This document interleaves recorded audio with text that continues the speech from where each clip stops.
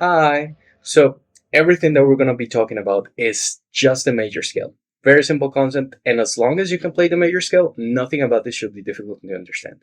The execution will take a little time, but the ideas themselves are just the major scale in different contexts. Now, I'm going to play the A flat major scale, but I want you to ignore all things related to note names. Just focus on the intervals and their sounds. I'll just call them numbers, right? So we have 1, 2, 3, 4, 5, 6, 7.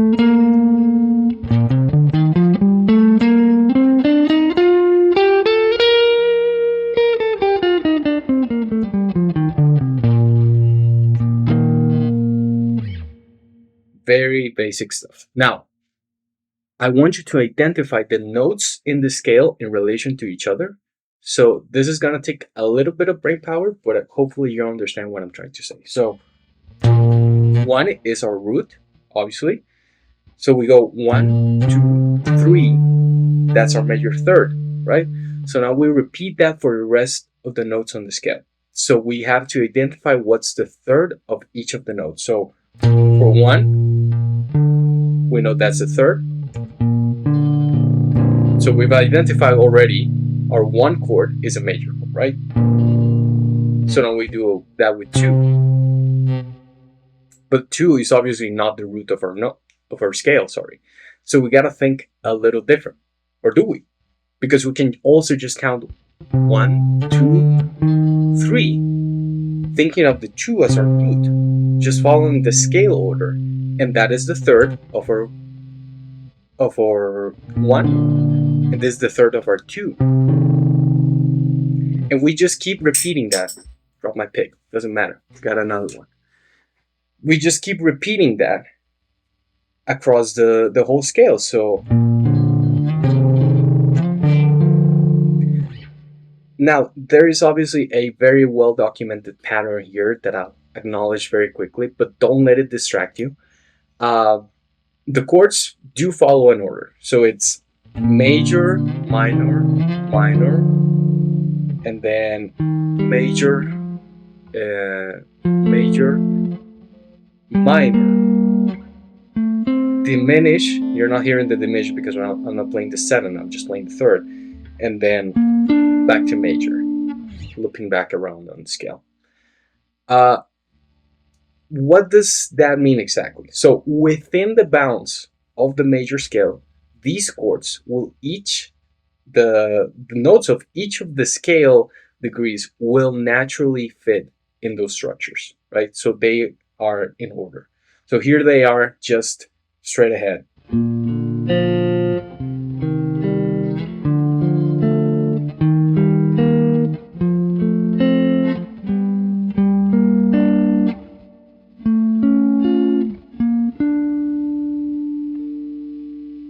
I was gonna play the seventh, but I'm not trying to confuse you right there. I'm just out of habit. But that's kind of the order that those things follow, right? So what I need you to do is just practice the major scale in thirds. So just play the whole thing and go one. What's the three of one? That's the one. Two. What's the three of two? And go as slow as you need to, right? There's no rush. Just focus on getting that knowledge of where exactly the intervals are. So you'll start to develop a little bit of a dictionary in shapes. So you'll always know that a major third would look like this. Will be one string and one fret lower than the root note. You already know how to play a C. You already know what that looks like. So it's no wonder that you're gonna be like, oh, yeah, I'm familiar with the shape. And now, what's a minor third? It's just move that third down. And that's all it takes to get to recognize the patterns in these intervals. So now, you just do that across the whole scale, take your time, and then you come back and go, okay, so now I know how to go from the root to the third very easily within the scale, and it's gonna come very naturally. Now, I need you to practice this and get a hold of what is the sound of each of them. I'm not gonna quiz you and ask you what is the fourth chord or what is the sixth chord on the scale. I'm not gonna do that. But you should get to the point where you can very clearly hear where the chord wants to go and where it resolves to upwards and downwards. Right? So if you hear something like, you should already have in your ear a bit of an idea of where this wants to go, if it wants to go down or if it wants to resolve up. And even then, there's a little bit of tension that you want to resolve upwards. So maybe something like that, right?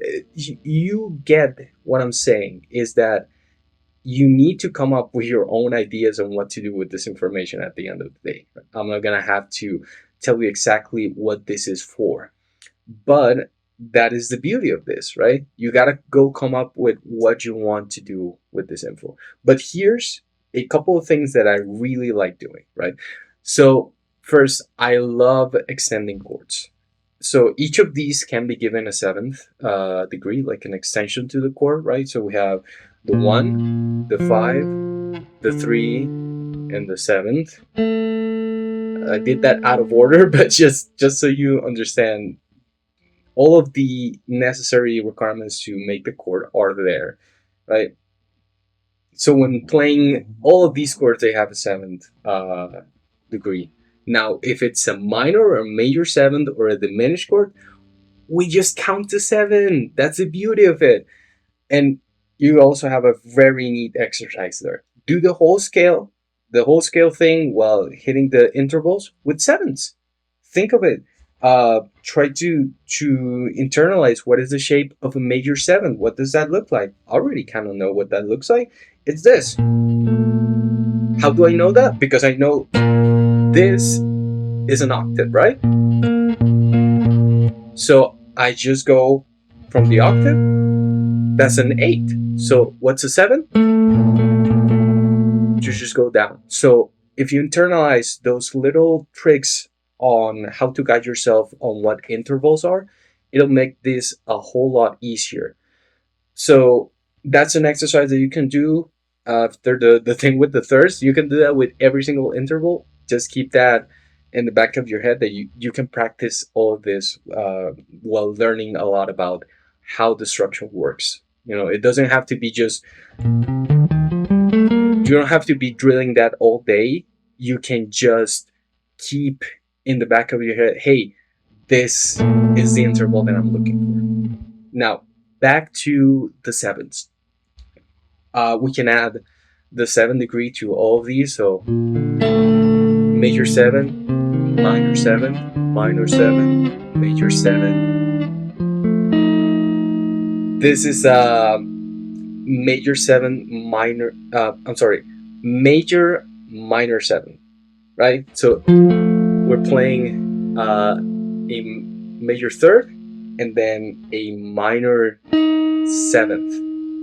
And why is that? It's just how the scale works, right? If you actually look at how the scale goes up, you have your so let's not play any of these. Let's just play the 7th section. So we have,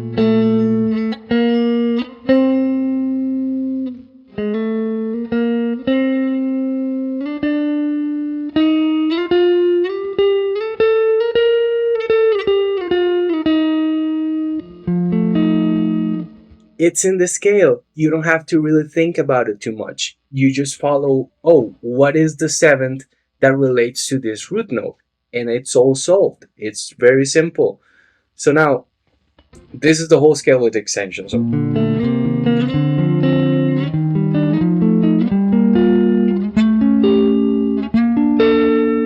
I really love that sound. I never got dissonant chords. I never got why you ever want to use that sound. I never understood it. But hearing this into this is so good. It feels so right. If you are armed with the knowledge of what is it that this does, if that makes any sense. So this is just an example of what you can do with that. Another thing is you can use the whole open string network that you have available, because for example, this scale, A flat major, in standard tuning will be just C major. So C major, all of your open strings are already in C major, every single one of them. So you can just go.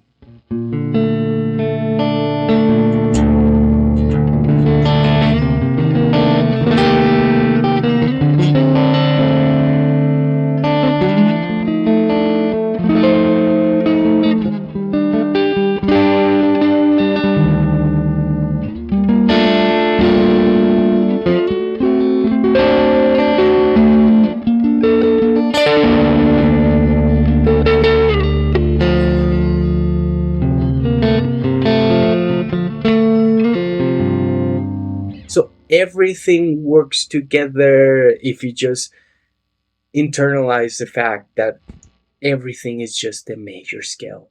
Everything that I'm talking about, just the major scale. You don't have to think about, oh, how does this relate to this or this or that.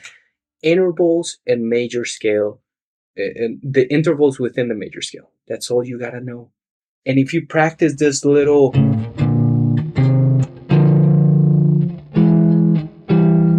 See, I did it wrong because I haven't practiced this. But you just have to trust me on this. Give it a go. Try to learn all the chords in the scale. Play the whole scale in chords. Try to add your own extension at the ninth. You know, think about the adding the nine to all those chords. And then here's another thing that you can do from here. You can learn all of these across every 3-string group across the neck. So this C major that I'm playing across 5, 4, and 3, you can try to play it on the 6, 5, and 4. So you identify where exactly all of this lands, and when you least expect it, you'll already know where to place all of these notes. You don't have to think about them as chords. You don't have to think about really anything but the major scale and the interval shapes that you already learned through doing this. This is just information. You do with it whatever you want. But there's so much crazy stuff that you can do with this. You can learn the inversions of each of these chords, and then you'll be flying, man. You'll be doing great stuff if you just give it a little bit of practice. And if you're inspired by anything that you hear here, you know, I was grabbing just a capo, put it on 4, and I started going to town with these chords, right? I already know what the shape of the C major 7 is gonna be, and I already know that I like that sound, and I already know that the open strings work with me. So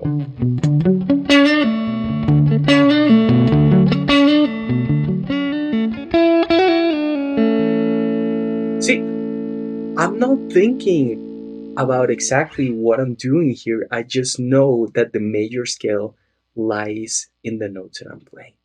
That's all it takes. That's all that I'm thinking about. Just the major scale, just the chord shapes that I know across the neck. And the open strings help me. Everything that you do here, you gotta think less about what is it about the technique that I need to learn, or what is it about the note names, or the, you know, a bunch of names of intervals and all this theory stuff. You don't gotta think about that. You gotta think about just the major scale and the shapes that you can get out of it. Like try stuff, right? Anything within the major scale, just make triads out of anything that you want here. So here's a 3 notes, right? You grab the root, here's a 5th, and what is the 5th of 5, right? That's an interesting question. You can count that. You can go, here's the octave, So it's the two. And what is the two an octave up? That's a question for you. That's something that you gotta figure out. But it sounds like this. What a nice sound! Whoa. See, but it's all within the major scale, so you gotta have fun with it. You gotta explore it a little bit. You gotta just don't think about it as a scale you run. Don't think about it as just something that you gotta practice as a scale. Think about it as a little cage that you can put your grubby hand into and just extract things out of. Try stuff. Give it a go. It's so cool to just explore this type of stuff because it's such a contained subject. I guess it's just a major scale. I hate to keep repeating it, but it's just a major scale, and you can do so much with it.